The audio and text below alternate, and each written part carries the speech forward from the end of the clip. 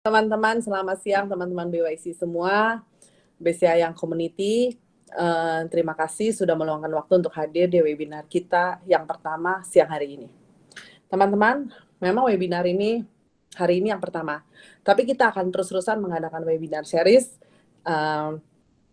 khusus buat BYC. Jadi webinar ini menggantikan acara-acara kita yang selama ini berlangsung setiap 1 bulan atau 2 bulan sekali. Mungkin teman-teman tadi lihat videonya, banyak sekali acara-acara yang sudah kita adakan, berbagai variasi ya topiknya ya, mulai dari tech sampai finance dan lain-lain.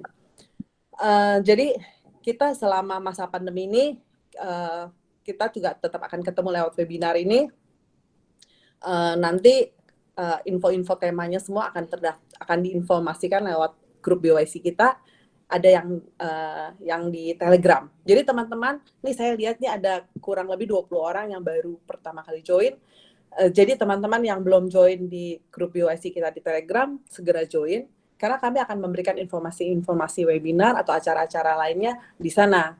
Selain itu juga grup itu berfungsi untuk bersilaturahmi satu sama lainnya. Teman-teman, di masa pandemi ini, BCA juga tetap menyediakan layanan perbankan seperti biasa. Jadi ada beberapa kantor cabang kami, sebagian besar juga tetap buka, tentunya mengikuti ketentuan PSBB yang berlaku. Tapi selain itu, layanan perbankan juga bisa teman-teman akses lewat BCA Mobile atau internet. Bahkan yang untuk investasi bisa lewat Velma. Jadi sebenarnya selama masa pandemi ini pun kita tetap bisa berbanking dari rumah, banking from home. Jadi ada ya video-videonya di pembukaan tadi, teman-teman. Banyak fitur-fitur yang mungkin selama ini kita belum perlu karena selama ini tinggal datang ke cabang. Nah, dengan ini kan kita bisa coba fitur-fitur digital kita, siapa tahu itu sangat membantu dan membuat kenyamanan sehingga next-nya kita walaupun sudah normal kembali kita tetap bisa berbanking lewat digital. Sedangkan untuk yang layanan investasi teman-teman, khusus nasabah soliter BCA, para personal bankers soliter juga tetap memberikan informasi terkait dengan investasi ataupun jika teman-teman ada kebutuhan membeli produk-produk investasi. Tinggal hubungin para personal banker terkait. Oke, supaya tidak memperpanjang waktu lagi, kita akan mulai webinar kita siang hari ini. Hari ini kita mengangkat tema tentang global economic impact dari COVID-19. Nanti kita tanggal 18 Mei juga akan ada dibawakan oleh Pak Martin. Nanti kita tunggu tanggal mainnya, judul dan semuanya. Stay tune di grup BYC di Telegram. Teman-teman, hari ini webinar hari ini akan dibawakan oleh Pak Haryanto Budiman. Mungkin teman-teman sudah familiar juga dengan namanya. Beliau itu cukup terkenal, ya. Beliau itu sekarang menjabat sebagai ketua umum Ikatan Bankir Indonesia. Nah, per 9 April kemarin, ya, beliau diangkat menjadi Managing Director di BCA. Jadi beliau per 1 Mei kemarin baru masuk ke BCA sebagai Direktur BCA. Tinggal menunggu sedikit lagi stempel dari OJK. Oke, beliau ini adalah orang pintar, teman-teman. Jadi teman-teman silakan kalau mau bertanya, sepuas-puasnya mau tanya, tinggal ketik di chat. Kalau nggak bisa dijawab sekarang, bisa dijawab nanti di Japri atau di grup ya. Gitu ya, teman-teman. Oke, akhir kata, semoga seminar ini membawa manfaat buat teman-teman sekalian. Selamat mengikuti webinar, teman-teman. Oke, thank you Bu Yofi untuk kata-kata sambutannya. Baik, teman-teman, untuk mempersingkat waktu, saya akan membacakan profil singkat pembicara kita yang luar biasa hari ini, yaitu Pak Haryanto. Bapak Haryanto T. Budiman memulai formal education-nya pada Mei 90 dengan mendapatkan gelar Bachelor of Science, magna cum laude di bidang Aerospace Engineering di Texas A&M University. Kemudian pada Desember 91 mendapatkan gelar Master of Science di bidang Engineering Mechanics di Virginia Polytechnic Institute and State University. Kemudian pada September 96, beliau mendapatkan gelar Doctor of Philosophy di bidang Aeronautic and Astronautic di MIT. Selain itu, beliau juga mengenyam pendidikan lainnya, yakni di MIT Sloan School of Management and Wharton School, dan di JP Morgan and McKinsey & Company.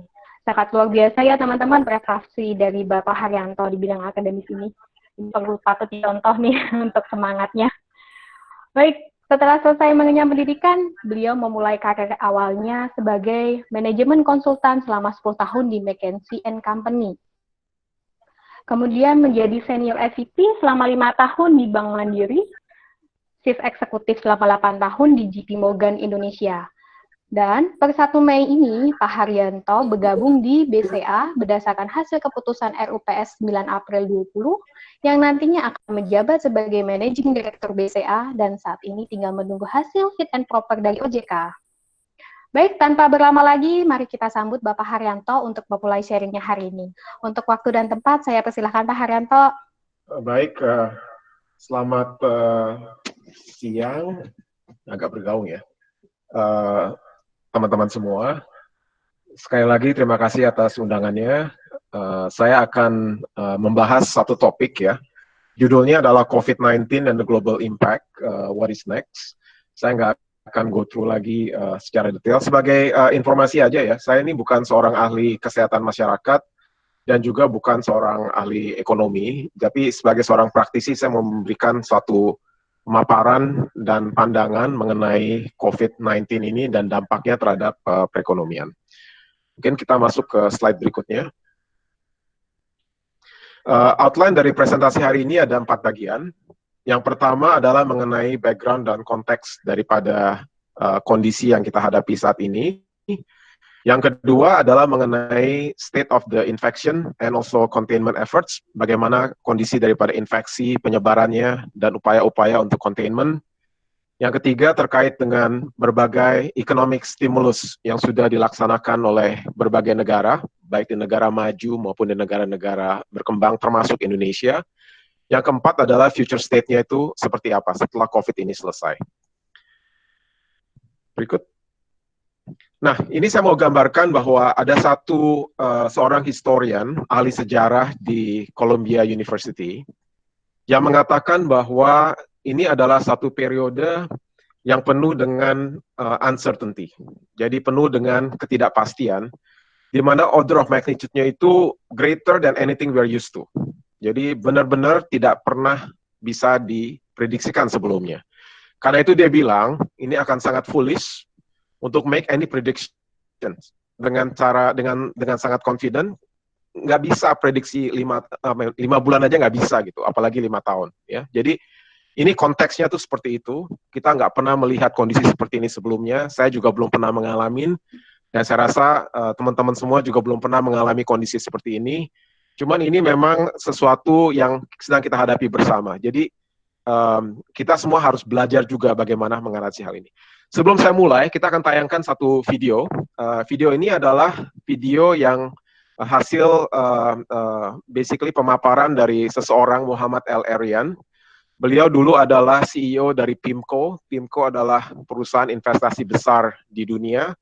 Dan ini saya dapatkan dari berbagai website, bahwa pemaparannya ini sangat menarik karena dia membandingkan kondisi saat ini dengan kondisi pada saat terjadinya global financial crisis. Ayo kita dengarkan sama-sama. This is not 2008-9. 2008-9 was, as we just discussed, a financial crisis. A financial crisis is like a heart attack. It hits you hard. It hits at the heart. If you don't deal with the heart, everything else stops. And what's underneath a financial crisis is a counterparty crisis. People don't trust each other. So the paddle, if you like, for the heart attack is a central bank coming in and saying, I have a printing press in the basement, trust me. And that works. What we're going through now is an economic sudden stop. And they are different. They start small.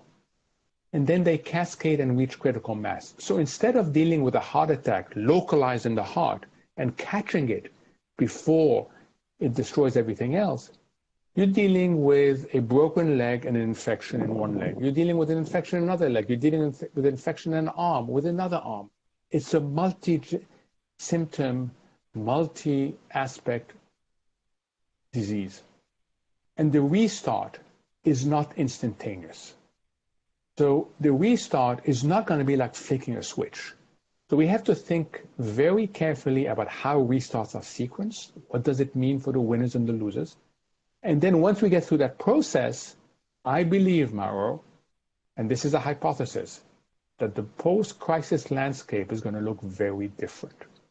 We're going to emerge with this with much greater entanglement of the government in the private sectors. Lots of industries are going to be bailed out. Under what conditions, we don't know as yet. There's going to be a lot more debt in society.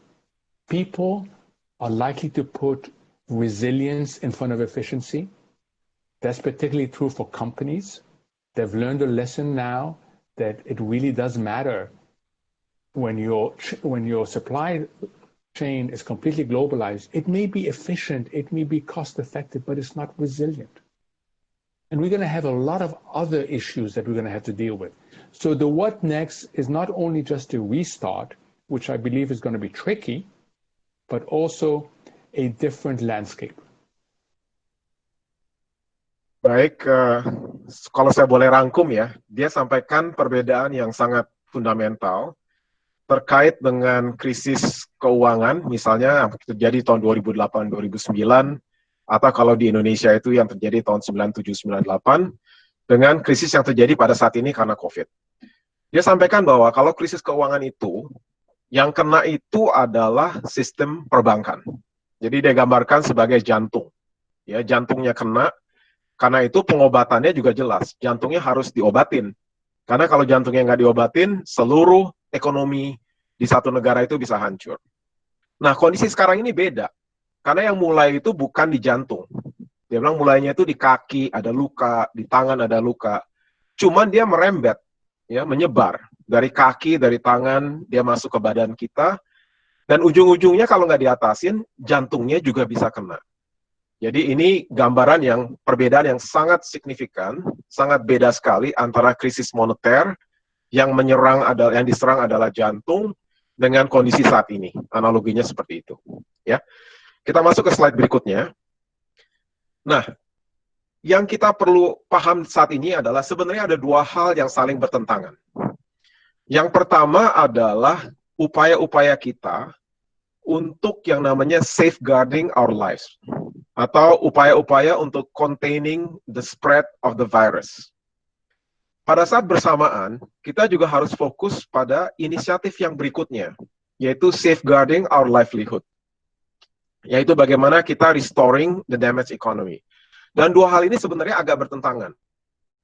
Karena kalau kita terlalu fokus pada imperatif yang pertama, mengenai virus containment, bisa-bisa kan kita tahu bahwa vaksin itu mungkin belum ada ya, sampai akhir tahun ini pun mungkin belum ada. Pertengahan tahun depan pun mungkin belum ada. Tapi ekonomi itu nggak bisa ditutup selama itu. Ya, jadi kita harus ingat, ekonomi nggak bisa ditutup selama itu. Memang untuk contain the virus banyak dilakukan beberapa hal. Yang pertama, suppressing the virus, ya, tekan semaksimum mungkin. Kita harus expand treatment testing capacity. Kita harus mulai mencari treatmentnya seperti apa, obat-obatnya seperti apa, vaksinnya seperti apa. Dan untuk yang terkait dengan restoring ekonomi, itu antara lain kita pertama-tama harus berikan yang namanya cushion kepada orang-orang yang kena dampak, khususnya mereka yang berpenghasilan rendah.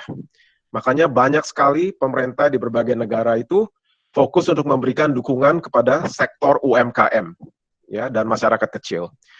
Yang kedua, setelah itu, kita tetap harus mempersiapkan untuk kembali ekonomi ini bergerak. Karena memberikan bantuan tunai saja kepada segmen UMKM aja nggak akan bisa selama ekonominya masih mandek. Ya, karena mereka dikasih uang pun ya harus ekonominya juga berjalan. Kalau nggak, ekonominya tuh tetap nggak berjalan. Berikutnya adalah juga harus mempersiapkan untuk mengakselerasi recovery ke level yang lebih cepat. Nah, dua hal ini sebenarnya agak sedikit bertentangan. Jadi yang kita harus lakukan adalah kita harus pikirkan masak-masak, ada dua hal yang bertentangan ini. Cuman kita memang harus mulai bisa memikirkan balance yang tepat itu seperti apa. Jadi nggak bisa hanya fokus pada inisiatif yang pertama, atau kita hanya fokus pada inisiatif yang kedua. Dua-duanya ini harus tetap bisa berjalan, mengingat bahwa kemungkinan besar kita harus coexist dengan si virus dalam jangka waktu 12-18 bulan ke depan sebelum vaksin itu ditemukan. Halaman berikut, ini ada satu framework yang dibuat oleh McKinsey. Dia melihat bagaimana dampak daripada COVID-19 crisis ini berdasarkan dua parameter. Jadi kalau Anda lihat di horizontal axis, di x-axis itu adalah assessment mengenai berbagai skenario tentang intervensi dari segi perekonomian. Yang paling kanan itu highly effective, yang paling kiri itu highly ineffective, yang tengah-tengah itu setengah-setengah, partially effective. Nah, di aksis yang vertikal ini, itu dijabarkan ada 3 bagian, yaitu mengenai bagaimana containment-nya dari segi kesehatan masyarakat. Yang paling bawah itu basically a failure, jadi dia nggak bisa contain sama sekali. Ya. Yang paling atas itu extremely effective, cara dia mengcontain penyebaran dari si virus. Yang di tengah itu adalah setengah-setengah. Jadi McKinsey menggambarkan dengan framework ini berbagai skenario. Jadi kalau kita lihat di sini, tentu saja ada skenario yang paling bagus, yaitu di mana economic intervention-nya paling efektif dan virusnya tuh dapat terkontrol dengan cepat, yaitu skenario A4. Tapi kemungkinan A4 terjadi ini sangat kecil, apalagi untuk negara-negara seperti Indonesia. Ya, saya cenderung melihat bahwa di kita itu kemungkinan besar kita akan masuk ke skenario A1, di mana ekonomi juga kita partially effective, containment dari virus juga partially effective. Ya, jadi seperti A1 itu, di mana bentuknya tidak lagi seperti V-shape. Kalau V-shape itu turunnya cepat, naiknya juga cepat. Kalau ini turunnya cepat, naiknya lebih perlahan-lahan, dan bahkan bisa terjadi suatu gelombang. Yaitu kalau misalnya terjadi relapse daripada serangan virus ini. Ya. Jadi saya lebih condong kalau melihat Indonesia ini lebih kepada skenario A1 dibandingkan dengan skenario A4. Oke, berikut. Nah, ini adalah dampak daripada global GDP ya, dari COVID-19 ini. Ini chart yang saya ambil dari JP Morgan melakukan analisa, dan saya rasa mungkin grafik ini pun sudah sedikit kadaluarsa, karena setiap minggu itu dilakukan analisa yang lebih dalam lagi, mengingat data-data terus-menerus berubah. Kan Anda juga udah dengar bagaimana pertumbuhan ekonomi Amerika di kuartal pertama negatif 4,8%, di kuartal kedua bahkan diperkirakan bisa negatif 40%. Makanya kalau kita nonton di televisi sekarang, banyak sekali negara-negara bagian di Amerika itu udah memikirkan bagaimana membuka pasarnya kembali secara perlahan-lahan. Ya. Di sini disampaikan bahwa kontraksinya itu tajam, tapi kemudian akan rebound di second half. Ini dengan asumsi sekali lagi bahwa virusnya ini terkontain dan tidak menjadi bermasalah kembali dan tidak terjadi relapse. Halaman berikut saya gambarkan bagaimana perbandingan daripada resesi yang saat ini dengan resesi-resesi yang terjadi sebelumnya. Jadi kalau Anda lihat tahun 1907 terjadi yang namanya Panic 1907, kemudian terjadi lagi resesi pada saat Perang Dunia Pertama. Kemudian setelah Perang Dunia Pertama, dunia itu kena yang namanya Spanish flu. Jadi banyak sekali yang meninggal saat itu. Nggak lama kemudian terjadi Great Depression, sekitar tahun 1930-an. Terjadi Perang Dunia, setelah Perang Dunia Kedua terjadi lagi yang namanya resesi, tahun 1945, akhir 45-46. Kemudian tahun 70-an itu terjadi oil shock, di mana harga minyak mendadak naik tinggi. Ingat perang antara Arab dengan Israel saat itu. Kemudian terjadi global financial crisis 2008 yang lalu, dan sekarang terjadi pandemik. Jadi kalau kita lihat di sini, jelas bahwa resesi yang disebabkan oleh pandemik ini bahkan dampaknya lebih besar dibandingkan dampak pada saat global financial crisis. Tadi Dr. Arian mention bahwa pada saat global financial crisis, sekali lagi yang kena adalah jantung. Jadi memang dimulai dari sektor perbankan di Amerika. Saat ini justru bukan di situ, yaitu kenanya adalah di real sector. Kalau di Amerika namanya di Main Street. Kalau dulu kenanya di Wall Street. Jadi ini kontekstualnya seperti itu. Berikut. Nah, ini berbagai recovery implication di Amerika. Jadi itu ada beberapa senario. Yang sebelah kiri adalah kalau di Amerika terjadi L-shaped recovery, yaitu nggak balik-balik, itu paling parah. Ya. Kalau yang namanya V-shape, itu yang paling bagus. Tapi V-shape udah pasti nggak akan terjadi di Amerika. Ya. Kemungkinan besar kita akan melihat yang namanya U-shape recovery. Now, unemployment number itu lebih mengerikan. Jadi kemarin udah keluar datanya, 3,6 juta orang lagi filing for unemployment benefit, ditambah ke sebelumnya 30-an juta. Jadi kalau Anda lihat itu berapa persen ininya, unemployment rate-nya, 24-an per, very, very significant. Dan ini bahkan kalau dilihat dari U-shape ini udah melebihi yang ditulis di sana gitu. Ya. Jadi kondisinya memang memburuk, jadi nggak heran kalau di Amerika itu mereka mendorong ekonomi untuk kembali dibuka. Oke, kita mulai lagi ya. Slide-nya masih kelihatan ya, saya harap. Berikut. Prediksi juga, berapa quarter sih yang dibutuhkan untuk recover kembali ke peak sebelumnya. Itu kalau kita lihat di sini, pada saat terjadi Great Depression, puluhan, oh itu parah sekali. Lihat tuh, dari mulai sampai kuartal. Ya, itu lama sekali. Global Financial Crisis juga lumayan lama. Diperkirakan bahwa kita ini mungkin tidak seburuk Global Financial Crisis untuk recovery-nya, cuman memang ini semua tergantung apa yang akan dilakukan ke depan. Berikut. Nah, itu background dan konteks dari presentasi saya. Sekali lagi ini kita harus pikirkan, selalu kita keep in the back of our mind, bahwa ada dua hal yang sedikit bertentangan. Yang pertama, bagaimana kita mengkonten si virus. Yang kedua, bagaimana kita bisa merevive the current stagnancy di ekonomi. Ya, karena dua hal ini penting sekali. Saya masuk ke segmen yang pertama dulu, yaitu mengenai state of the infection and containment efforts. Berikut. Nah, ini sebagai gambaran aja, saya nggak mau go through it, karena datanya pasti udah kadaluarsa juga. Ini menunjukkan bahwa virusnya udah di mana-mana. Jadi bukan hanya di China, bukan hanya di Korea, bukan hanya di Indonesia, tapi juga udah ada di Eropa, di Amerika, bahkan di India pun sekarang terjadi juga hal seperti itu. Jadi ini adalah sudah melebar kemana-mana. Halaman berikut. Nah, ada berbagai upaya yang dilakukan untuk melakukan containment dari si virus. Ya, selalu terjadi 4 fase sebenarnya. Fase pertama itu selalu dimulai dengan terjadinya lokalisasi dari suatu cluster. Jadi ada cluster, satu cluster, misalnya cluster yang di Sampurna kemarin itu satu cluster. Cluster yang mungkin yang waktu itu yang pertama kali ada di Indonesia itu adalah cluster yang di Kemang ya. Jadi mulai dari diikuti yang kedua adalah terjadi akselerasi yang tidak terkontrol. Jadi infeksinya makin lama makin cepat. Bahkan diperkirakan pertumbuhannya itu eksponensial. Setelah itu, biasanya terjadi yang namanya deceleration, perlambatan daripada infeksi tersebut. Dan yang terakhir masuk ke fase yang keempat, yaitu adalah fase kontrol. Nah, tidak berarti bahwa setelah masuk fase keempat, dia nggak bisa naik lagi. Ya, jadi yang kita harus waspadai.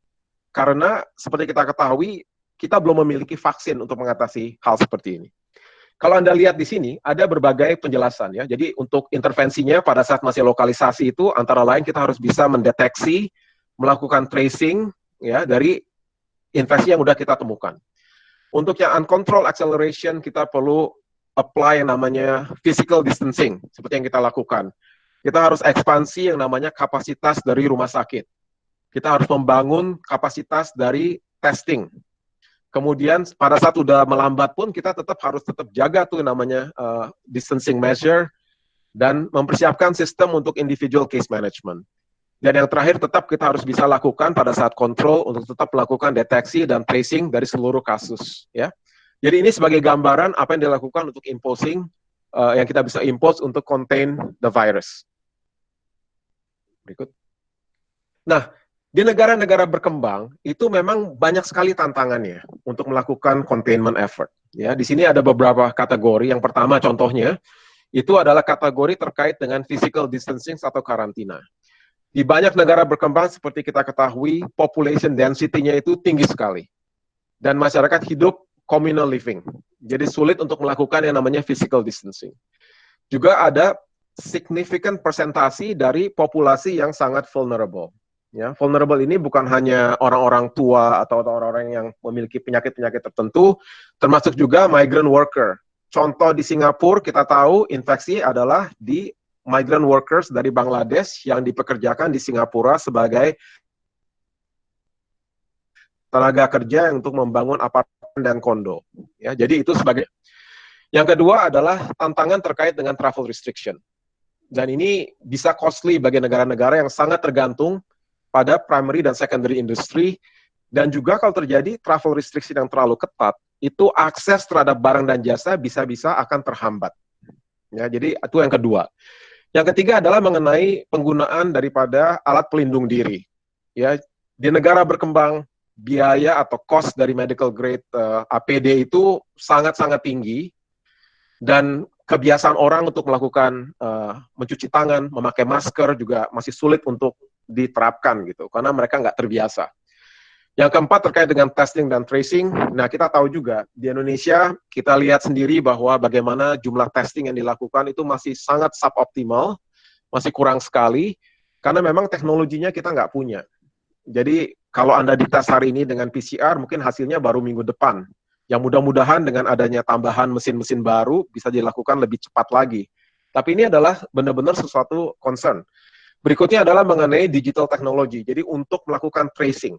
Jadi selain kita perlu mengetahui apakah seseorang ini positif, kita juga harus bisa melakukan tracing. Siapa aja yang dia udah pernah berinteraksi. Dia pernah datang ke tempat mana aja. Dan di negara-negara berkembang mungkin ini tidak sebagus di negara maju. Ya. Jadi gambarannya mengenai tantangan untuk melakukannya containment di banyak negara-negara yang berkembang. Nah, ini data ini udah sedikit kadaluarsa nih, tapi saya mau sampaikan ada satu analisa yang dilakukan oleh universitas di Singapura yang namanya SUTD, Singapore University of Design and Technology, ya, Technology and Design. Dia melakukan analisa. Jadi salah seorang dari profesor di sana itu juga alumni dari MIT. Dia membuat berbagai analisa. Dia perkirakan bahwa di dunia ini sepertinya akan selesai mungkin tanggal tertentu gitu ya. Di sini ada gambarannya. Bulan Desember Amerika juga trennya udah menurun. Indonesia juga dia bilang trennya udah menurun. Tapi data terakhir di Indonesia menunjukkan ending date-nya ini bergeser lagi ke kanan. Sekali lagi, analisa seperti ini itu tidak bisa dilihat sebagai exact science. Karena setiap hari dengan ada data-data baru, infeksi ini akan berubah gitu prediksinya. Dan jangan lupa, kita nggak bisa hanya melihat satu kurva untuk satu negara. Anda tahu ya, di Amerika sendiri, nggak ada tuh namanya, nggak relevan yang namanya kurva Amerika. Ada kurva New York, ada kurva Massachusetts atau Boston, ada kurva di California, ada kurva di Washington State. Karena masing-masing negara bagian memiliki kurva sendiri-sendiri. Ya. Seberapa cepat infeksinya akan turun tergantung dari containment measure yang dilakukan. Nah, oleh sebab itu di Indonesia, saya setiap hari sering lihat, selalu pantau gitu, berapa banyak tambahan infeksi yang naik. Saya nggak terlalu khawatir. Jadi hari itu bisa saja karena backlog, karena testingnya kan dilakukan dari 2-3 minggu yang lalu, sedangkan hasilnya kan belum keluar. Jadi kalau ada banyak hasil positif hari ini, bisa saja itu hasil dari tes yang dilakukan 2 minggu yang lalu. Jadi nggak benar-benar memprediksikan sesungguhnya, karena kita tuh terjadi backlog-nya. Namun yang sering saya perhatikan justru jumlah orang yang meninggal, yang dimakamkan mengikuti protapnya COVID-19. Dan ini yang kita bisa lihat. Jadi kita nggak pegang di hulu, kita pegangnya di hilir, ya. Dan memang kalau untuk Jakarta, kita bisa lihat trennya itu udah mulai menurun. Jadi orang yang meninggal, baik dia positif maupun dia tidak positif, namun dimakamkan menggunakan protap COVID-19, jumlahnya memang sudah semakin menurun. Jadi sepertinya untuk Jakarta itu mulai menurun.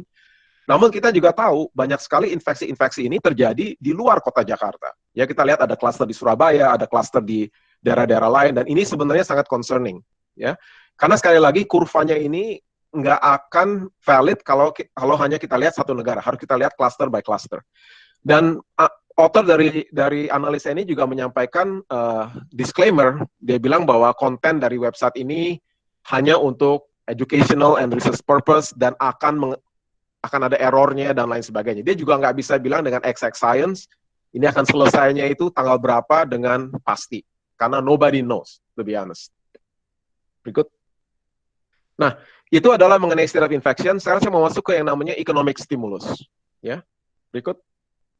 Nah, ini sebagai gambaran, teman-teman semua, ini seluruh negara melakukan upaya stimulus.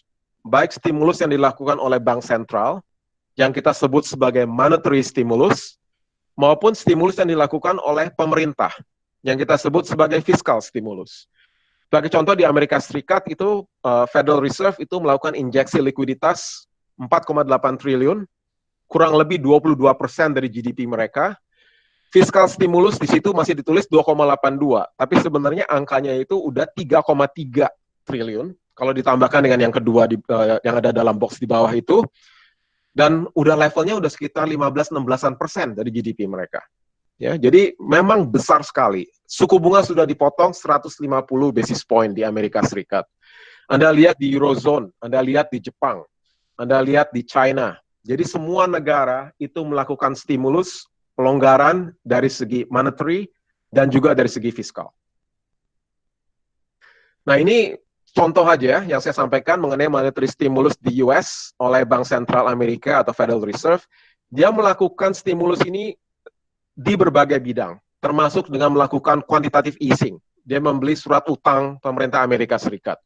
Dia melakukan juga stimulus di household. Dia membeli yang namanya mortgage-backed security. Dia bahkan masuk langsung ke bisnis. Jadi ada beberapa inisiatif baru di sana, Primary Market Corporate Credit Facility, Secondary Market Corporate Credit Facility, dan lain sebagainya. Ya, dan kalau Anda tertarik untuk tahu lebih lanjut, yang namanya pelonggaran dari segi likuiditas dengan melakukan repo operations. Jadi totalnya itu memang ada 3 bagian. Jadi dari asset purchase dia ada, direct lending dia ada, kemudian juga memberikan guarantee atau backstop. Karena ini memang sangat signifikan yang mereka lakukan di Amerika Serikat. Nah, saya mau masuk ke section yang terakhir mengenai future state. Nah, tadi saya sudah sampaikan pada saat awal, yaitu very likely ya, kita ini human beings, dan kita suka nggak suka, kita harus hidup berdampingan. Hidup berdampingan sampai kapan? Sampai vaksin yang benar-benar efektif ini udah tersedia ke jurnal publik, termasuk ke negara-negara berkembang. Jadi kalau misalnya vaksin ini ditemukan di Amerika, pasti dia akan vaksinasi Amerika dulu. Takutnya kita kebagiannya justru belakangan. Ya, jadi ini this is the fact bahwa kita mungkin harus bisa hidup berdampingan dengan si virus sampai vaksin yang benar-benar efektif ini sudah berhasil Bill Gates itu menulis selalu dipublikasikan tanggal 23 April yang lalu. Dia tulisannya adalah judulnya Innovation versus Coronavirus. Dia bilang ada 5 inovasi yang perlu dipikirkan untuk mengatasi masalah tersebut. Yang pertama terkait dengan treatment, dengan obat-obatan. Bagaimana pemerintah di seluruh dunia itu melakukan akselerasi, memberikan persetujuan untuk menggunakan berbagai experimental drugs. Ini termasuk penggunaan plasma dari orang yang pernah kena COVID, bagaimana dengan drug-drug baru, remdesivir, dan lain sebagainya, bahkan tanpa melakukan randomized trial. Jadi kalau teman-teman tahu, dalam dunia pengobatan itu, obat-obatan, yang kan, jadi dia berikan obat ini kepada seorang pasien, dan dia diberikan juga placebo kepada pasien orang lain. Jadi dilihat dampak placebo sama dampak daripada medicine ini seperti apa, secara randomized. Tapi dalam kondisi seperti ini mungkin kita nggak bisa melakukan hal seperti itu. Jadi bagaimana kita bisa mengakselerasi approval-nya. Yang kedua terkait dengan vaksin. Vaksin tipe apa yang kita butuhkan? Apakah RNA type? Apakah tetap menggunakan virus itu sendiri? Nah, ada banyak time constraint ini, ya kan? Kita ingin meluncurkan vaksin ini secepat mungkin. Bisa nggak kita menerima yang namanya imperfect vaksin? Bisa nggak kita terima vaksin yang cuma bisa melindungi kita mungkin 60%? atau hanya 70%. Ya, mungkin we have no choice, but we have to accept that kind of offering gitu. Ya, bagaimana kita speed up the launching before next cycle arrives. Sebenarnya testing udah mulai dilakukan terhadap human beings. Jadi ada berbagai orang yang menjadi volunteer, dan sebenarnya tujuan daripada testing ini adalah untuk memastikan bahwa vaksin ini tidak memiliki yang namanya side effects yang berbahaya. Jadi untuk melakukan penentuan dosis yang tepat dan juga untuk menentukan side effects-nya itu apa. Nah, yang ketiga terkait dengan testing. Kita tahu ada yang namanya rapid test ya. Mungkin teman-teman tahu ada rapid test, tapi rapid test itu nggak akurat. Yang paling akurat memang PCR. Ya, PCR memang sangat akurat, tapi PCR itu susah sekali, lama sekali kalau kita mau keluar hasilnya. Kalau di negara maju mungkin 1 kali 24 jam udah keluar. Kalau di sini kan backlog-nya aja masih panjang sekali. Nah, apa yang kita perlu lakukan? Bahkan di Amerika sendiri mereka sedang memikirkan, bisa nggak kita lakukan tes seperti tes PCR, dilakukan sendiri, menggunakan air liur, ya, dan kita bisa lakukan 1 juta tes per hari. Kalau ini bisa dilakukan, mereka pasti lebih nyaman. Karena itu akurat sekali, tetap menggunakan air liur, bukan hanya menggunakan darah, tidak hanya melihat, tapi melihat juga si virus, waktu yang singkat, dan hasilnya keluar cepat. Ini adalah inovasi yang sedang dipikirkan di sana. Yang keempat adalah contact tracing. Contact tracing ini agak sensitif, khususnya di negara-negara maju seperti Amerika Serikat, karena mereka sangat bersih. Kalau contact tracing kan kena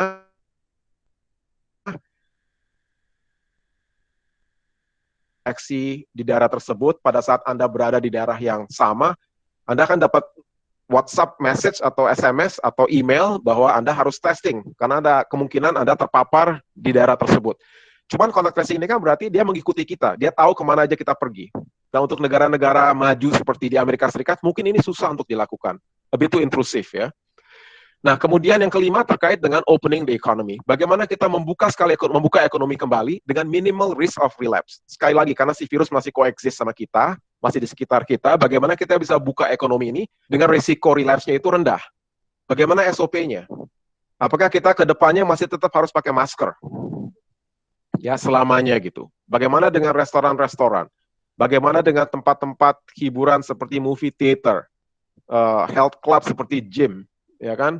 Nonton sepak bola, nonton football game di Amerika Serikat, nonton basketball game. Gimana caranya gitu. Jadi ini memang perlu adanya inovasi-inovasi juga terkait dengan bagaimana kita membuka ekonomi ke depannya. Nah, ada 3 aktor nih yang kritikal pada saat recovery. Ya, saya rasa ini kita nggak usah berdebat. Saya yakin Anda semua juga setuju. Aktor pertama tentu saja adalah pemerintah central government atau national government. Ya, karena memang peran national government penting sekali untuk contain the spread of the virus, untuk make sure bahwa adanya fast track testing, treatment, vaksin, dan lain sebagainya. Dan juga peran national government itu lakukan protection dan restarting the economy. Karena ekonomi 18 bulan sebelum dibuka. Kalau ekonomi ditutup selama 18 bulan, kita semua in trouble. Ya, karena ekonomi nggak bergerak, unemployment number akan skyrocketed, dan bank-bank juga mungkin akan kena dampaknya kalau terlalu lama ditutup. Yang kedua adalah aktor kedua, itu adalah state atau local government. Dia yang akan melakukan administrasi terhadap treatment daripada virus, enforcing namanya protection policy, mungkin akan keluar kebijakan-kebijakan dari pemerintah daerah terkait dengan penggunaan masker atau hal-hal seperti itu, dan juga melindungi yang namanya populasi yang vulnerable, yang gampang terkena dampaknya. Orang-orang tua, orang-orang yang memiliki pre-existing diabetes, memiliki penyakit jantung, ginjal, autoimmune disease, dan lain sebagainya. Yang ketiga, aktor ketiga adalah companies, perusahaan-perusahaan. Bagaimana melakukan resume sustainable operation. Ya, yang berikutnya adalah bagaimana melakukan melindungi karyawan-karyawatinya di tempat kerja mereka. Nah, di sini ada satu framework lagi yang dibikin oleh McKinsey, yaitu dia melakukan assessment untuk melihat kapan kita mulai membuka ekonomi ini. Jadi kalau Anda lihat di matriks yang di sebelah kiri, itu di horizontal axis, di x-axis itu melihat bagaimana public health system readiness, kesiapan daripada sistem kesehatan masyarakat. Yang paling kanan adalah tinggi, yang paling kiri adalah rendah. Ya, jadi spektrumnya dari rendah ke tinggi. Nah, di vertical axis itu adalah mengenai spread daripada virus. Kalau di paling bawah itu adalah tinggi, jadi virusnya itu menyebar dengan cepat sekali. Yang atas itu virusnya menyebar dengan lambat. Tunggu dulu ya, kayaknya ada sedikit masalah, kita tunggu sebentar. Oke, kita kembali ke sini. Jadi di sana, lihat ya, ada satu segmen di mana public health system readiness-nya itu tinggi, dan spread dari virusnya itu udah low. Nah, di situ itu kita disebut oleh mereka sebagai stage pertama. Jadi kalau mau dilakukan pembukaan, bukalah di daerah-daerah di mana sistem kesehatan masyarakatnya udah siap, rumah siap, alat pelindung dirinya udah siap, obat-obatan udah siap, dan di mana virusnya itu sudah mulai, virusnya itu udah nggak nyebar sebesar itu. Kemudian bisa masuk ke stage kedua, itu adalah yang warna biru yang sedikit lebih gelap, masuk ke stage 3 dan stage 4. Nah, sekarang kalau kita lihat di sini, itu ada berbagai contoh ya, bahwa virus spread itu definisinya apa? Nah, berbagai parameter yang digunakan antara lain new daily infection, berapa banyak orang terinfeksi setiap hari, dengan catatan ya, bahwa udah nggak ada backlog. Selama kita masih ada backlog, angka ini tidak relevan, in my opinion. Karena data yang bilang ada penambahan 300 orang, penambahan 400 orang, mungkin bukan karena efek dari kemarin, mungkin efek dari 2 minggu yang lalu, karena hasilnya baru keluar aja gitu, ya. Jadi satu adalah hal itu. Kedua, virus transmission rate, ada R0, R1, R2, RT, ya itu adalah parameter-parameter modelingnya. Kemudian new people requiring hospitalization, orang-orang berapa orang baru yang harus dimasukin ke rumah sakit atau masuk ke ICU. Saya kalau di sini saya tambahkan satu lagi seperti saya bilang tadi, yaitu berapa banyak kalau di negara berkembang itu orang-orang yang meninggal dan dimakamkan mengikuti protap COVID-19. Itu bisa masuk ke sana. Dan kita bisa tahu jadi berapa orang yang penyebaran virusnya itu masih kenceng apa enggak. Yang kedua terkait dengan public health system readiness, antara lain adalah medical capacity, terutama sekali ICU, jumlah tempat tidurnya cukup apa enggak, ventilatornya bagaimana, kemudian apakah medical resources-nya termasuk dokter, termasuk tersedianya APD, masker, dan lain sebagainya, apakah cukup. Yang ketiga, kemampuan untuk melakukan tes secara rapid dalam arti bahwa bisa hasilnya keluar cepat ya, bukannya keluarnya 2 minggu kemudian gitu ya. Dan yang keempat adalah keefektifan dari melakukan tracing dan tracking, tracing, dan isolating. Kalau ketemu kasus bagaimana ditutup, bagaimana kita isolasikan orang tersebut. Nah ini ada framework lagi dibikin, bagaimana kita sektor-sektor apa yang kita buka lebih dulu. Ya, jadi dia gunakan frameworknya very simple, economic relevance-nya itu rendah atau tinggi. Kemudian resiko transmisinya itu tinggi atau rendah. Ya, jadi ada grup 1, grup 2, grup 3. Tentu saja dalam kondisi apapun, ada berbagai services dan sektor yang memang harus tetap buka. Terlepas daripada apakah kondisinya udah membaik atau masih memburuk. Contohnya adalah healthcare. Rumah sakit itu tetap harus buka dalam kondisi terburuk apapun. Ya. Kemudian essential goods seperti makanan, minuman, dan medication itu tetap harus ada. Dan juga other essential services, misalnya utilities, waste management, public defense, dan juga perbankan. Kita nggak bisa namanya perbankan itu tutup saat ini.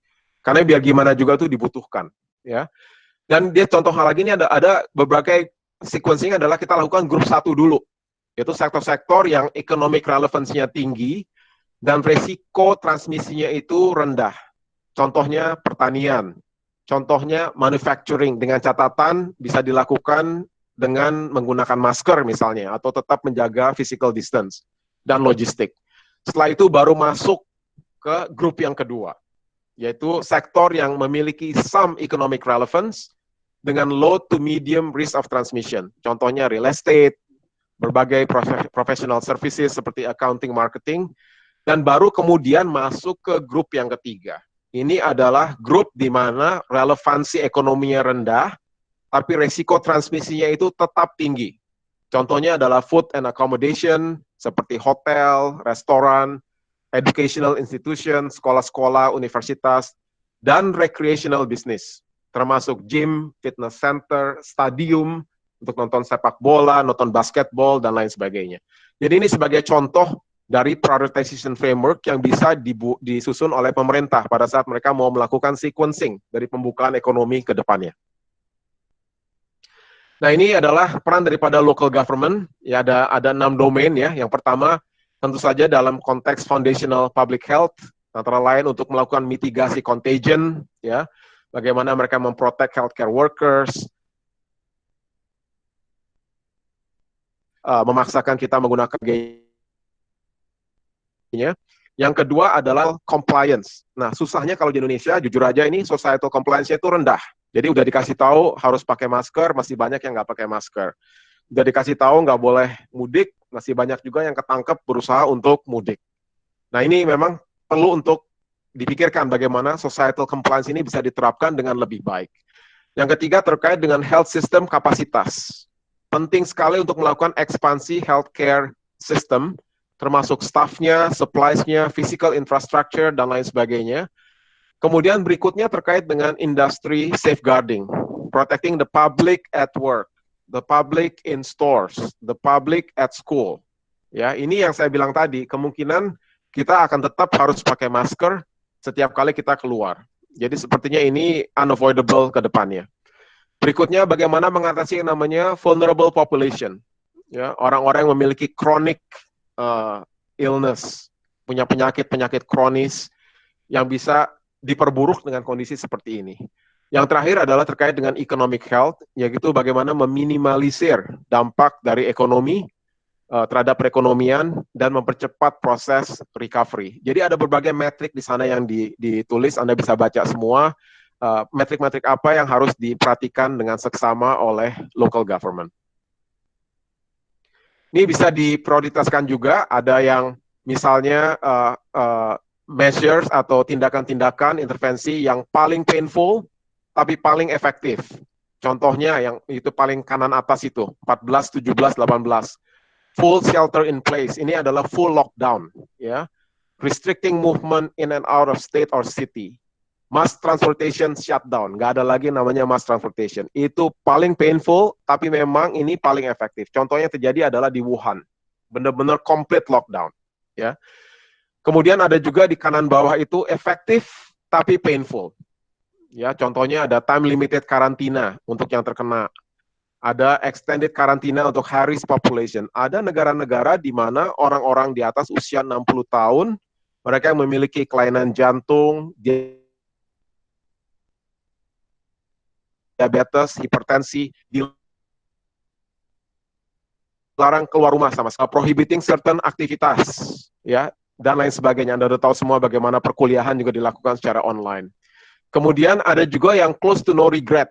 Artinya gampang sekali untuk dilakukan. Contohnya adalah kita self-screening. Tiap hari bangun tidur, kita periksa temperatur. Pada saat apakah ada demam atau enggak. Home hygiene, sering cuci tangan, menggunakan sanitizer. Voluntary physical distancing, bagaimana kita jaga jarak, ya, minimal 1,5 meter dari satu sama lain. Kemudian bagaimana kita migrasi ke remote working apabila memungkinkan. Tidak lagi melakukan large gathering, ya. Menggunakan masker, saya masukin sebenarnya ke sini sebenarnya, ya. Jadi sebenarnya nggak susah gitu untuk kita lakukan. Jadi ini adalah kategorisasi dari berbagai intervensi yang dilakukan. Nah, sekarang kita masuk ke aktor ketiga, yaitu adalah companies. Nah, companies itu harus fokus di 4 hal. Yang pertama, bagaimana the future of work. Ini ke depan ini, sepertinya yang namanya remote work ini akan menjadi sesuatu yang lazim. Padahal dulu kita nggak pernah mikirin itu, yang namanya remote work seperti semasif sekarang ini. Mungkin ke depannya ini menjadi suatu bagian yang tidak terpisahkan dari cara kita bekerja. Yang kedua terkait dengan workforce safety. Ya, kalau dulu mungkin kalau ada karyawan kita telepon bilang, wah saya agak demam, nggak mau masuk kantor. Mungkin bosnya bilang, kamu masuk aja, cuma demam aja gitu. Nanti ke depannya mungkin beda. Begitu orang bilang demam, udah kamu di rumah aja, jangan dekat-dekat ke kantor gitu. Jadi ini memang ada perubahan paradigma gitu ke depan dibandingkan dengan saat ini. Yang ketiga terkait dengan strategic shift to the new normal. Bagaimana new normal ke depannya? Dan kita tahu, tadi juga Dr. Erian mention, bahwa ke depannya resiliensi itu lebih penting dari efisiensi. Mungkin dulu semua perusahaan di Amerika, dia bikin komponennya itu di China. Jadi karena apa? Termasuk Apple, termasuk yang lain. Karena labornya itu productivity-nya bagus, kualitasnya juga udah makin bagus, dan harganya murah. Tapi begitu China kemarin ditutup gara-gara COVID, mereka semua kena dampaknya gitu. Jadi ke depannya mungkin strategic shift-nya adalah nggak ada lagi gitu konsentrasi satu negara. Supply chain-nya termasuk di Indonesia. Jadi, bagi perusahaan yang ada di kemudian kita tahu banyak sekali ya kan mereka nggak bisa jualan. Coba lihat aja, saya paling suka dulu kalau makan itu di Ismaya restoran. Banyak sekali kan outletnya, variety-nya juga banyak. Seluruh Ismaya boleh dikatakan tutup. Mungkin hanya beberapa tuh ke tapi kan nggak sebanyak itu gitu ordernya. Jadi ini signifikan. Ya, bagaimana kembali bekerja ini ya harus dipikirkan siapa yang akan transisi, kapan melakukan transisi, bagaimana melakukan transisi. Jadi siapa mungkin ada saja orang-orang yang mungkin on-site critical. Ini yang pertama-tama harus transisi. Ada juga yang on-site lebih fleksibel. Yang ketiga mungkin orang yang sebenarnya nggak perlu ke kantor sama sekali. Dia bisa kerja virtual gitu. Jadi mungkin ke depannya nanti bisa dipikirkan, mungkin perusahaan itu nggak perlu punya space sebanyak sekarang. Karena karyawannya bisa di segmen-segmen lagi gitu. Ada yang sebenarnya nggak usah masuk kantor, bisa tetap di rumah. Kapan dia melakukan transisi? Bisa dalam waktu dekat, less than 1 month. Bisa dalam jangka menengah, 1-3 bulan ke depan. Atau bisa juga baru bisa semua selesai itu lebih dari 3 bulan. Ya. Bagaimana transisinya? Apakah highly restrictive operation? Apakah partially restrictive operation? Apakah next normal operation? Pada awal-awalnya pasti adalah high restriction dari segi operation. Nggak semuanya boleh melakukan hal-hal seperti sedia kala, tapi kemudian juga mungkin akan mulai dilonggarkan. Ada partial restriction sebelum akhirnya kembali ke the next normal. Nah, ini ada 4 kategori workforce. Nah, yang pertama itu ke depan ya, saya pikir akan ada kita-kita ini yang akan tetap melakukan remote work, tapi fleksibilitasnya itu lebih besar. Ya, jadi satu kategori. Yang kedua itu adalah bagaimana ada juga berbagai kita ini yang mulai masuk kembali ke kantor secara bertahap, stage return, depending on the local context. Berikutnya mungkin kita semua udah masuk kantor lagi, tapi ada increased work flexibility. Saya kasih contoh misalnya, kalau ada orang sakit, dia minta izin untuk manajer, nggak akan bilang kali, ya. Yang keempat adalah terkait dengan transparansi, reskilling, karena pada saat bersamaan kita juga tahu bahwa terjadi revolusi industri 4.0 dengan adanya automation. Mungkin ini juga saat yang tepat juga untuk mulai memikirkan apa reskilling yang dibutuhkan ke depannya, transparansinya seperti apa, apakah penggunaan teknologi bisa diekspansi lebih lanjut. Ya. Ini sebagai contoh-contoh aja mengenai analisa pertama terkait dengan readiness to return to work, baik dari segi shelter in place, kapasitas dari health system, bagaimana case progression-nya, testing dan tracing. Jadi ada beberapa parameter indikator yang mungkin bisa digunakan. Yang berikutnya adalah readiness for economic recovery, bagaimana dengan stimulus yang sudah diluncurkan oleh pemerintah, bagaimana aturan terkait social distancing, bagaimana confidence dari segi corporate, dan juga confidence dari segi consumer. Karena Amerika itu pertumbuhannya hancur di kuartal pertama karena pertumbuhan daripada consumer-nya itu negatifnya paling besar. Jadi 70% perekonomian Amerika itu adalah dari consumer spending, consumer spend. Dan saya rasa di Ini how to transition, jadi sekali lagi mikirkan bagaimana healthy human interaction, bagaimana kita berinteraksi dengan sesama karyawan, bagaimana kita berinteraksi dengan nasabah, bagaimana kita kebiasaan untuk cuci tangan, mandatory temperature check pada saat kita masuk kantor, sanitasi yang dibutuhkan, kita harus lihat ini bersihin ruangan secara berkala, seamless business operations, ya ini sepertinya kayak work from home ini udah menjadi norma gitu. Sehingga orang sakit itu tetap bisa kerja, tapi kerjanya di rumah, bukannya di kantor, ya. Bagaimana operate multiple locations tanpa travel. Nah, sering sekali di perusahaan multinasional, saya kebetulan dulu di JP Morgan 8 tahun lebih, itu mereka menggunakan hub and spoke system. Jadi banyak sekali orang-orang, khususnya industri expert itu di pool di Singapura atau Hong Kong, ya. Mereka kerjanya travel terus tuh, dari Singapura ke Jakarta, Singapura ke India, Singapura ke Australia, dari Hong Kong ke Jakarta. Nah, ke depannya ini mungkin agak beda ya, karena kemungkinan yang namanya physical meeting ini akan berkurang secara signifikan. Jadi mungkin penggunaan namanya video conference ini kita udah mulai biasa nih. Harus sudah mulai terbiasa menggunakan video conference, bicara dengan orang dari negara yang lain, tanpa orang tersebut datang langsung berbicara di depan kita. Ya, jadi hal seperti ini mungkin perlu untuk dipikirkan. Ya, dari segi healthy human interaction, bagaimana ensuring seamless business operation, dan juga ensuring safe work environment.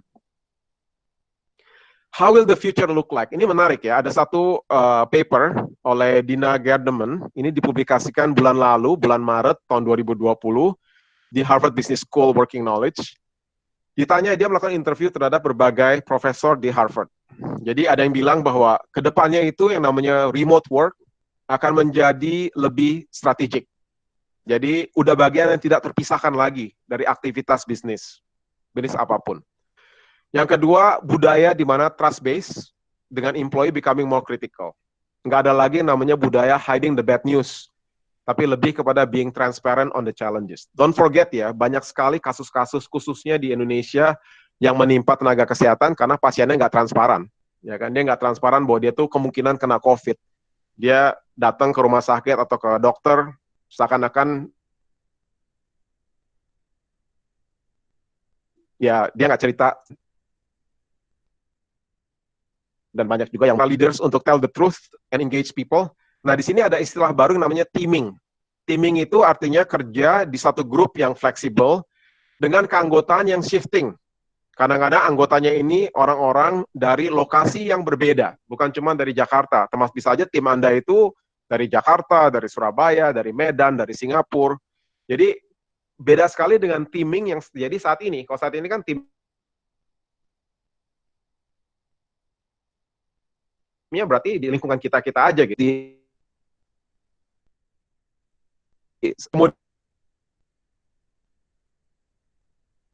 Kemudian start operating practice yang pas dan ada improvement dari workplace hygiene. Pembersihan, sanitasi akan dilakukan lebih sering lagi. Nah, tadi saya udah bilang mengenai supply chain. Jadi kuncinya adalah diversifikasi. Don't put all your eggs in one basket. Tadi juga Dr. Erian mention yang namanya resiliensi ke depan akan lebih penting dari yang namanya efisiensi. Jadi yang namanya supply chain itu nggak bisa kita punya manufacturing facility hanya di satu negara. Kalau negara itu kena dampak pandemik seperti ini kan berarti supply chain kita semua kena. Ya. Kemudian ke depannya pasti akan terjadi breakdown dari silos. Jadi ada culture, budaya, collaboration, dan engagement yang lebih baik. Kemudian health aspect becoming more critical. Orang makin sadar bagaimana pentingnya untuk lebih sehat. Jadi yang namanya dulu orang mungkin nggak peduli, dia ke dokter juga takut, ya nggak mau periksa darah. Ke depan mungkin orang akan lebih hati-hati. Karena mereka yang kena dampak yang negatif dari COVID ini adalah mereka yang memiliki pre-existing medical condition yang memang udah ada penyakit. Jadi ke depannya orang akan lebih sadar mengenai health aspect. Berikutnya, in-person meetings katanya akan becoming less important. Tadi saya sudah sampaikan, contohnya kalau di kita di JP Morgan, orang sering travel dari satu negara ke negara lain, kedepannya mungkin ini nggak akan jadi seperti itu. Jadi orang akan makin lebih banyak menggunakan yang namanya video conferencing. Ya. Kemudian, employees everywhere akan mulai belajar untuk melakukan prioritisasi dari kerjaannya. Dengan adanya work from home kan Anda semua tahu, kita nggak bisa ngerjain semua seperti kalau kita kerja di kantor. Tapi kan juga nggak berarti kalau kita nggak kerjain, ini falling apart. Jadi kita juga udah mulai bisa memprioritaskan pekerjaan kita gitu. Jadi kedepannya ini akan lebih penting. Dan yang terakhir adalah business dan customer collaboration itu menjadi lebih penting. Jadi kolaborasi dengan nasabah bersama-sama ini akan menjadi lebih penting ke depannya. Ini ada beberapa key takeaways. Ini adalah slide terakhir saya. Poin pertama, saya rasa kita semua sudah dengarkan tadi pandangan dari Dr. Arian dan juga dari pemaparan saya bahwa memang COVID-19 pandemic ini sudah menyebabkan terjadinya resesi global. Ini bukan sesuatu, ini bayangkan ya, 6 bulan yang lalu nggak ada yang memprediksikan hal ini. 6 bulan yang lalu nggak ada yang bilang bahwa akan terjadi COVID-19 pandemic. Semua merasa bahwa 2020 harusnya oke-oke aja gitu. Tapi ternyata nggak seperti itu. Jadi kuartal pertama di 2020, GDP di Amerika udah kontraksi 4,8%. Kuartal kedua diperkirakan bisa kontraksi sampai 40%. Jadi kalau saya jadi Presiden Trump, saya udah mulai khawatir nih. Karena Presiden Amerika biasanya nggak pernah terpilih kembali kalau negaranya sedang mengalami resesi ekonomi. Ya, jadi ini serius sekali. Yang kedua, bukan lagi 30 plus, udah 33,6%. 33,6 juta orang di Amerika yang filing unemployment benefit as of kemarin. Ya, jadi jobless rate-nya udah 24%, bukan lagi 22%. Ya. Kemudian saya juga sampaikan tadi, memang terjadi ongoing tension antara upaya-upaya untuk containing the spread of the virus dengan upaya-upaya untuk restoring the damaged economy. Negara manapun juga udah mikirin bagaimana membuka perekonomian. Pada saat bersamaan mereka juga khawatir si virusnya itu balik. Ya, jadi ini dilematis terus terang. Kita nggak bisa nutup ekonomi sampai 18 bulan, karena kalau ditutup kita semua mati gitu. Ekonominya kacau, ya. Tapi kita juga nggak bisa buka ekonomi terlalu cepat. Makanya ini semua sangat tergantung bagaimana respons dari public health, bagaimana respons dari government economic policy, ya. Terus yang berikutnya, future state-nya will be totally different. Kita semua pasti akan pakai masker. Nggak ada lagi yang namanya handshakes. Nggak ada lagi yang namanya cipika-cipiki. You know, cium pipi kanan, cium pipi kiri itu mungkin udah nggak ada lagi gitu. Kemudian kalau makan di restoran, kapasitasnya tuh nggak mungkin 100%. Ya mungkin terjadi sekat-sekat juga tuh dengan plexiglass. Mungkin kalau makan di restoran nggak bisa lagi foto-foto masukin Instagram gitu. Karena udah beda sekali, mejanya juga udah nggak sebagus dulu. Dan juga bagaimana kita hadir di sporting events. Ya, nonton basketball, nonton football, nonton soccer, badminton, mungkin beda sekali ke depannya itu. Dan inovasi itu memang sangat kritikal di future state ini. Dari segi treatment, obat-obatan, dari segi vaksinasi, vaksinnya seperti apa, bagaimana testing yang kita bisa lakukan dengan cepat dan akurat, bagaimana melakukan contact tracing, dan bagaimana membuka ekonomi tanpa menimbulkan risiko tambahan munculnya kembali si virus. Ya. Poin yang keempat, opening up the economy, membuka kembali ekonomi is actually a must. Ini pandangan saya, harus dilakukan.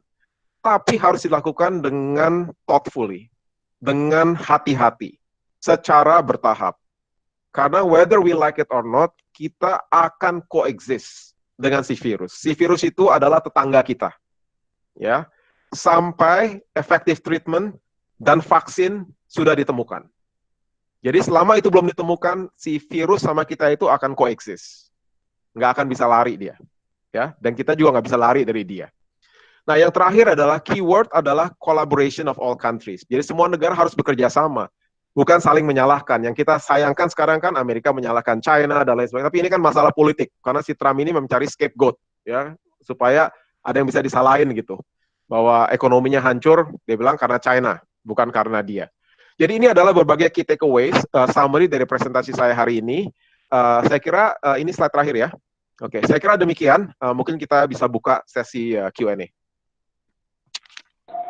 Baik, thank you atas sharing yang telah Pak Rianto berikan, di mana telah memberikan kita gambaran bagaimana kondisi COVID-19 dan dampaknya secara global itu seperti apa. Baik, selama acara ini berlangsung, kami sudah mendapatkan beberapa pertanyaan yang ingin ditanyakan, Pak.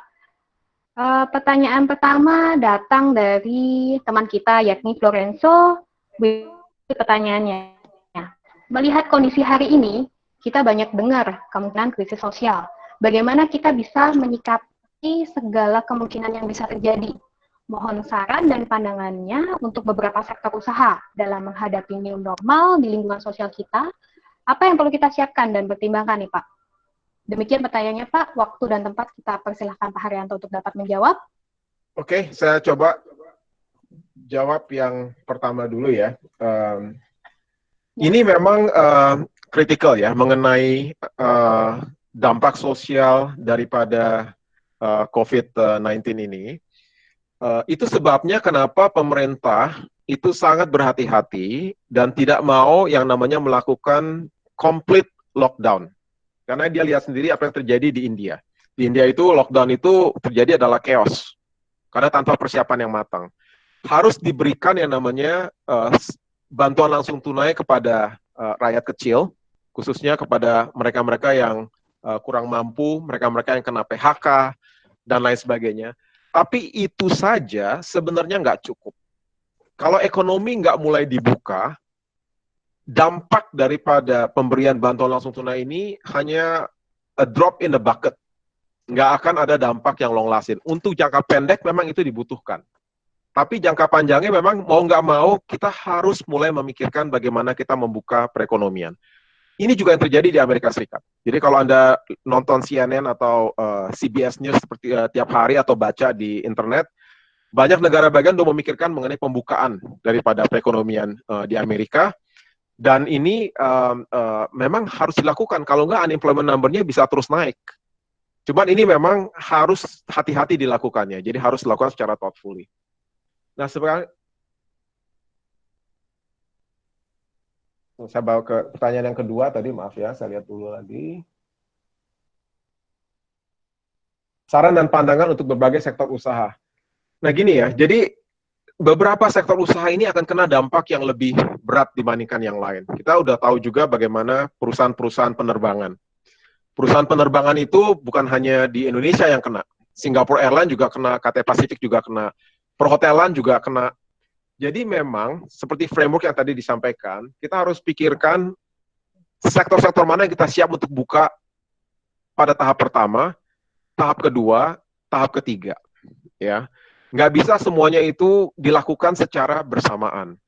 Dan oleh sebab itu yang penting menurut hemat saya adalah hal-hal yang tadi disampaikan juga, yaitu mengenai inovasi-inovasi terutama di bidang yang namanya testing ya. Yang saya sangat khawatir terus terang untuk Indonesia ini adalah testingnya itu belum bisa dilakukan secara masif dengan hasil yang keluar dalam jangka waktu yang singkat. Jadi itu sebenarnya kunci. Kalau kita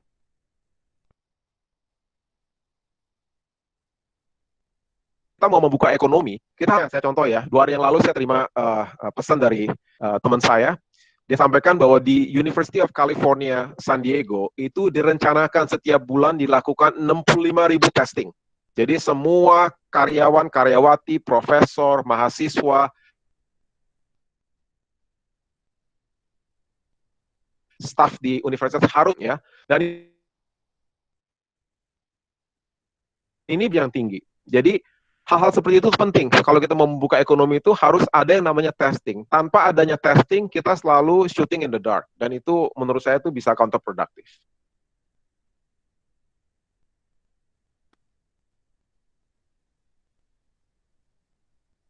Oke.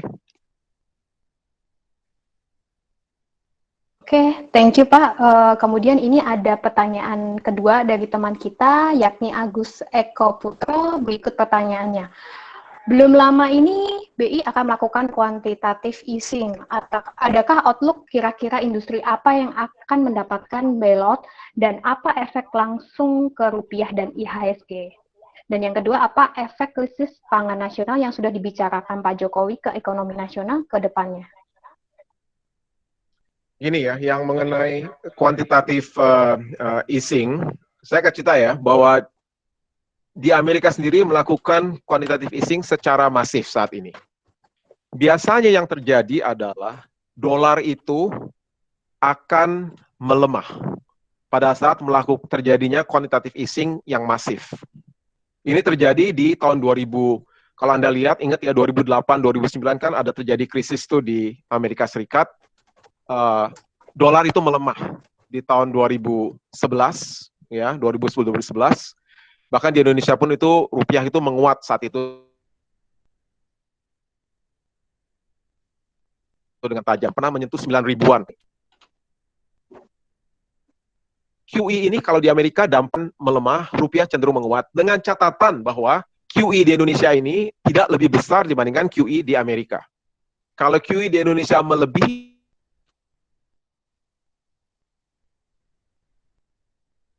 QE di Amerika dari mata uang kita. Ya. Industri apa yang mengalami bailout ini justru sulit untuk dijawab oleh saya ya, karena terus terang di berbagai negara itu, contohnya di Singapura, pemerintah mulai melakukan nasionalisasi dari berbagai perusahaan. Contoh Singapore Airlines. Singapore Airlines itu adalah perusahaan yang sudah publicly listed. Tapi karena Singapore Airlines mengalami kesulitan keuangan yang besar, mereka melakukan rights issue. Jadi mungkin pemerintah Singapura tadi majority karena pemerintah belum memiliki instrumen menguasai ekonomi itu, sepertinya masih jauh kalau untuk di Indonesia ya. Kemudian Pak Jokowi udah memberikan alert karena jangan sampai krisis yang terjadi gara-gara COVID ini berdampak pada krisis pangan. Karena kalau terjadi krisis pangan, itu dampaknya mengerikan. Ya, bisa terjadi krisis politik juga. Jadi ini memang sesuatu yang nggak boleh dianggap sepele. Saya rasa pemerintah udah sadar ini, khususnya bahan-bahan komoditas. Kita ingat ya, bahkan sebelum terjadinya COVID, sudah terjadi kekurangan kan, dari bawang putih, bawang merah, dan lain sebagainya. Apalagi dengan COVID. Jadi ini harusnya udah diantisipasi oleh pemerintah, karena jangan sampai terjadi yang namanya hal-hal seperti itu.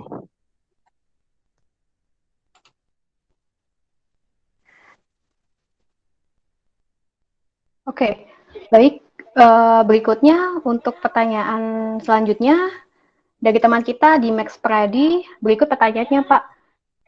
Di luar negeri banyak stimulus pemerintah atau bank saling kerjasama untuk membantu perusahaan dengan cara pinjaman khusus masa COVID dengan sangat minim bunga, misalnya bantuan pinjaman khusus payroll, atau pemerintah kasih bantuan dana via bank. Saya rasa secara sistem dan teknologi bisa dijaga untuk penggunaan yang menyimpang. Tapi di Indonesia minim sekali, Pak. Demikian pertanyaannya, Pak. Silahkan, Pak, waktu dan tempat.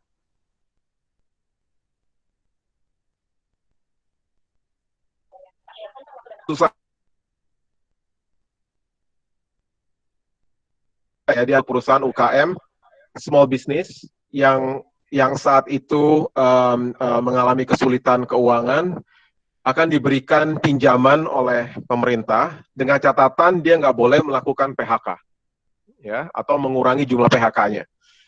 Namun demikian, sepertinya memang pinjaman seperti itu juga nggak efektif banget, kecuali ekonominya mulai dibuka. Karena kalau UKM-nya itu tetap tutup, dia dapat hibah atau dapat pinjaman dari pemerintah untuk bayar gaji karyawan, ya bisa-bisa aja gitu. Tapi kalau ekonominya belum dibuka, ya tetap sulit untuk dia dapetin cash flow kan. Nah, di Singapura juga ada hal-hal yang mirip. Jadi kalau di Singapura Anda baca itu, pemerintah Singapura menyampaikan akan membayar gaji karyawan-karyawati sampai 75% sepanjang gajinya itu di bawah 4.600 Singapura dolar per bulan. Ya, supaya perusahaan ini bisa tetap hidup. Nah, yang terjadi di Singapura itu saya rasa lebih make sense, karena perusahaan ini justru sekarang beroperasi di online. Jadi nggak lagi beroperasi, misalnya restoran. Saya nonton di TV kemarin ini, itu di Channel News Asia, di mana perusahaan-perusahaan restoran ini berubah menjadi kayak take out gitu. Fokusnya di take out, karyawannya dia nggak berhentikan, karena mendapatkan subsidi dari pemerintah. Nah, di Indonesia ini nggak segampang itu, terus terang. Kalau namanya bank memang saat ini mulai melakukan yang namanya restrukturisasi dengan berbagai perusahaan, khususnya nasabah-nasabah yang memang nasabah baik, cuma mengalami cash flow, karena kondisi keuangan seperti ini. Dan untuk itu memang bank memberikan berbagai kelonggaran. Tapi jangan lupa ya bahwa dalam kondisi seperti ini juga banyak orang-orang yang melakukan moral hazard. Jadi sebenarnya dia nggak apa-apa, tapi karena semua orang minta restru, dia ikut-ikutan minta restru. Dan yang bahayanya untuk bank atau jasa keuangan adalah jangan lupa bahwa bank itu kan dananya itu dari nasabah, dari rakyat juga gitu. Dan bank harus bayar bunga deposito, bunga tabungan, bunga yang lain, bunga obligasi dan lain sebagainya. Dan kalau semua orang nggak bayar bunga ke bank, ketonnya juga udah tinggi sekali gitu. Apalagi kalau dia nggak bisa menerima bunga dari pinjaman dari nasabah-nasabahnya. Jadi ini agak tricky. Pemerintah sedang memikirkan hal ini. Jadi kalau Anda baca itu ada usulan-usulan terkait dengan anchor bank, di mana untuk bank-bank yang sebenarnya bank kecil, tapi kondisinya sebenarnya kinerjanya itu bagus, tapi mengalami kesulitan likuiditas hanya karena dia nggak bisa misalnya mendapatkan revenue yang cukup dengan kondisi seperti ini, itu akan diberikan tambahan likuiditas. Tapi prakteknya kita masih harus lihat apakah bisa seperti itu. Ya, ini khususnya akan kena ke bank-bank yang memang kesulitan dan selalu menghimpun dana masyarakat dengan bunga yang tinggi.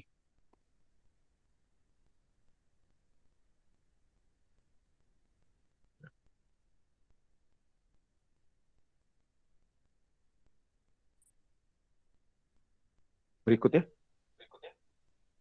Oke, baik. Thank you Pak untuk sharingnya sedikit.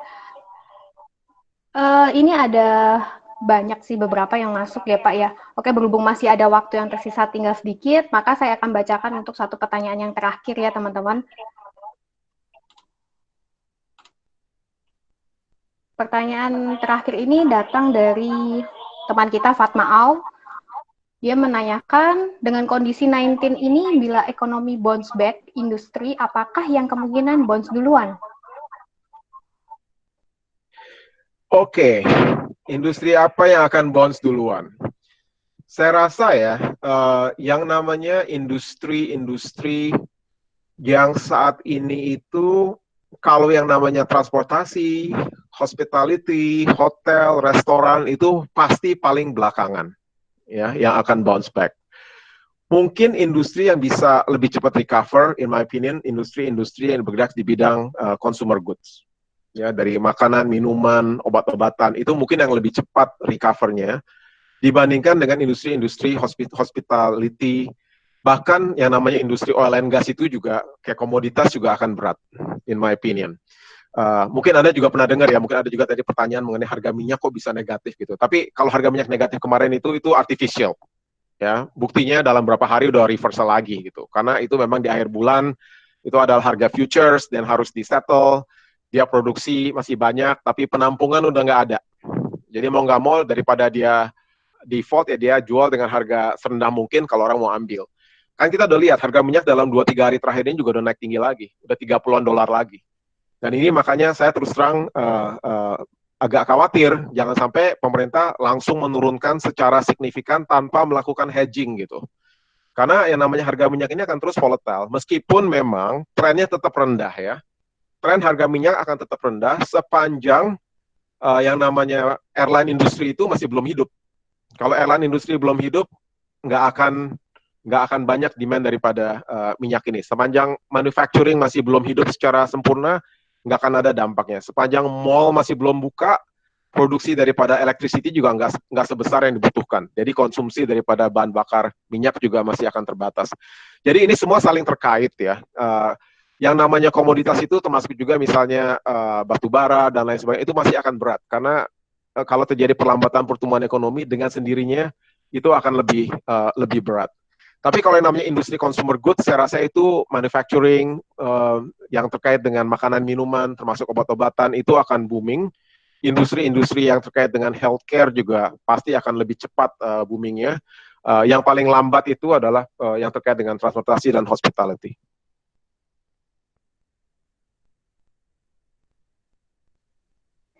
Oke, thank you Pak untuk sharingnya dan sesi Q&A-nya mungkin sudah cukup ya Pak ya.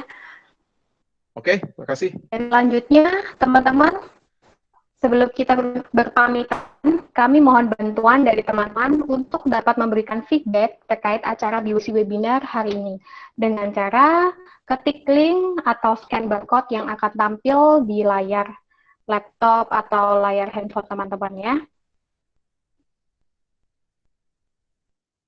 Dan untuk teman-teman yang baru join pada event BYC dan ingin mendapatkan informasi acara webinar selanjutnya, teman-teman bisa join di grup member BYC. Caranya, teman-teman bisa ketik link atau scan barcode berikut ini.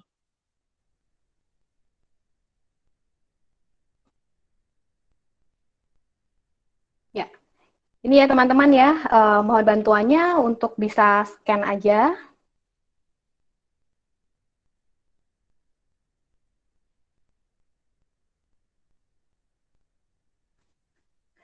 Baik teman-teman, untuk informasi slide link dan barcode ini akan kami informasikan juga melalui WA dan Telegram group yang udah ada ya teman-teman. Baik, untuk selanjutnya tidak terasa kita sudah di penghujung acara BYC webinar hari ini. Mohon maaf, dikarenakan keterbatasan waktu, kami belum dapat menjawab semua pertanyaan yang teman-teman tanyakan. Namun jangan khawatir teman-teman, untuk pertanyaan yang belum sempat terjawab, kami bersama narasumber akan menjawab pertanyaan teman-teman melalui grup WA atau grup Telegram, atau bisa dengan Japri ya teman-teman. Kami juga turut mengucapkan terima kasih yang sebesar-besarnya juga untuk teman-teman BYC yang telah meluangkan waktunya untuk join pada acara hari ini. Semoga acara ini bermanfaat untuk teman-teman sekalian. Stay healthy teman-teman, saya Erika, moderator hari ini undur diri. Selamat siang, selamat beraktivitas, dan sampai jumpa di acara BYC webinar selanjutnya.